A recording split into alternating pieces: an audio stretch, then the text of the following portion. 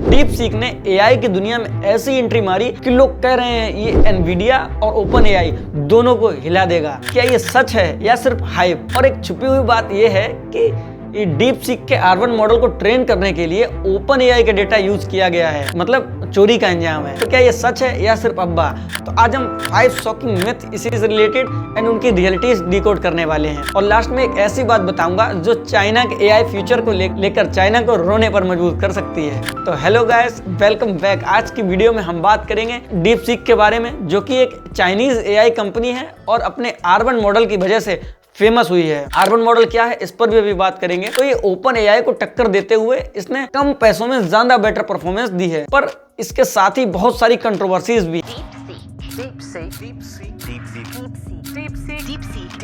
आज हम बात करेंगे कि डीप सीक एआई क्या है, इसका यूज कैसे करते हैं, और लास्ट में 5 मिथ्स और उनकी रियलिटीज बताऊंगा जो आपको हिला के रख सकती हैं। और हाँ, वीडियो को एंड तक देखना मत भूलिएगा, मैं आपको बताने वाला हूं कि क्या डीप सीक सच में ओपन एआई से अच्छा है।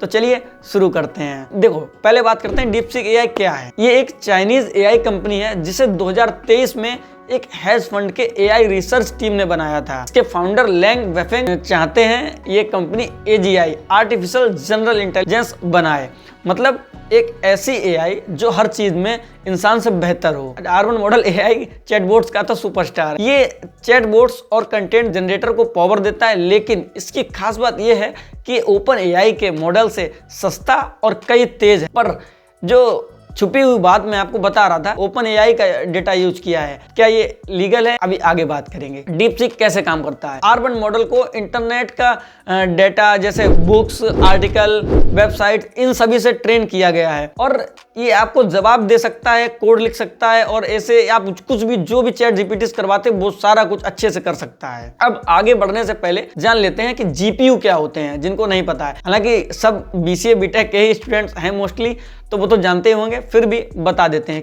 अब आप पूछेंगे जीपीयू की बात मैं क्यों कर रहा हूं, क्योंकि अभी आगे जीपीयू की बात करूंगा, तो इसलिए पहले जान लेते हैं जीपीयू क्या होते हैं। जीपीयू वो चिप होते हैं जो कि एआई को फास्ट चलाने में मदद करते हैं। जैसे हमारे में भी ग्राफिक कार्ड लगा होता है लैपटॉप में, इंटीग्रेटेड और डेडिकेटेड, इसी प्रकार से जैसे गाड़ी चलने में मान लीजिए गाड़ी का इंजन, ऐसे एआई को चलाने में जीपीयू। तो डीप सीक ने कम जीपीयू यूज करके ओपन एआई जैसी परफॉर्मेंस निकाली है, मतलब उन्होंने पैसे बचाए हैं, तेजी से काम किया है। तो अब जानते हैं कि डीप सीक यूज कैसे कर सकते हैं हम लोग, जिन्होंने नहीं किया, जो कि मोस्टली कर चुके होंगे उसके तो अच्छी बात है, नहीं किया तो बेसिकली जैसे चैट जीपीटी हम लोग या तो वेबसाइट से एक्सेस कर सकते हैं या तो ऐप डाउनलोड कर सकते हैं। और हाँ, फ्री एक्सेस, ये ऐप फ्री है, इससे कुछ भी करो, क्वेश्चन पूछो, कुछ भी कोडिंग प्रॉब्लम सॉल्व करवाओ या फिर कुछ भी एनीथिंग एल्स, पूरे कुछ भी इससे आप बातचीत कर सकते हो। और इसके बाद में जो लोग कह रहे हैं ये ओपन सोर्स है, ये फुल्ली ओपन सोर्स नहीं है, मतलब इसका कोड यूज कर सकते हैं लेकिन ट्रेंड डेटा नहीं मिलेगा आपको।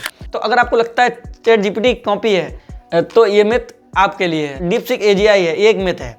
एजीआई का मतलब है आर्टिफिशियल जनरल इंटेलिजेंस, जो कि इंसानों से बेहतर एआई काम करे। तो एनवाईयू के प्रोफेसर गैरी मैकर्स कहते हैं एजीआई के लिए भी 5-6 इन्वेंशंस और चाहिए।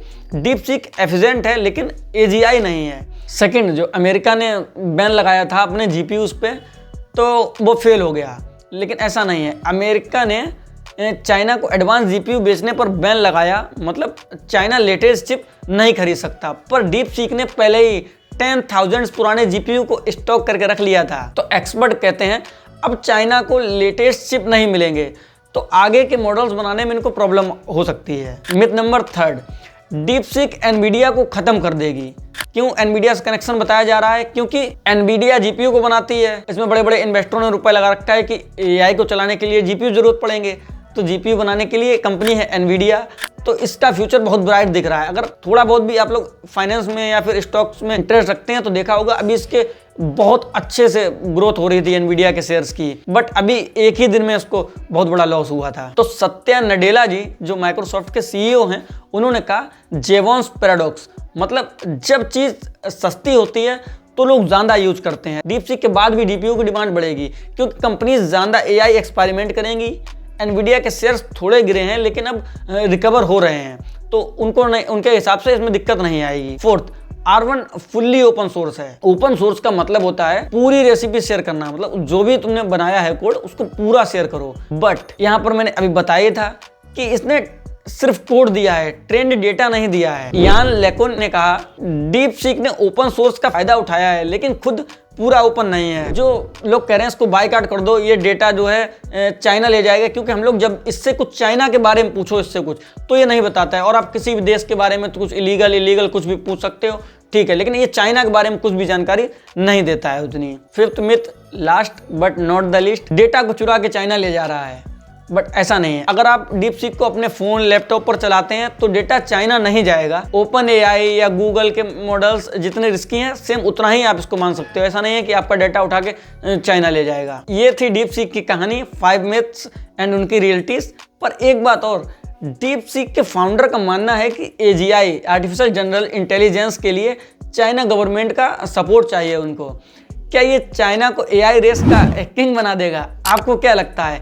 कमेंट में लिखना। अगर वीडियो पसंद आई हो तो लाइक करें, शेयर करें और कमेंट में ज़रूर बताना।